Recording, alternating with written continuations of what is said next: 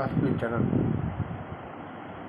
வந்து மறைந்த முன்னாள் தஞ்சாவூர் நாடாளுமன்ற உறுப்பினர், முன்னாள் அனைத்து இந்திய அண்ணா திராவிட முன்னேற்றக் கழக உறுப்பினர், தற்போதைய திமுக குழுவின் அடிப்படை உறுப்பினருமான திரு பரசுராமன் முன்னாள்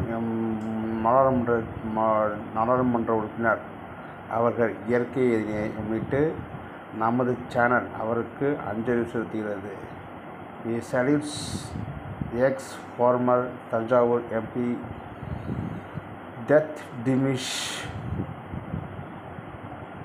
for YouTube channel RP channel.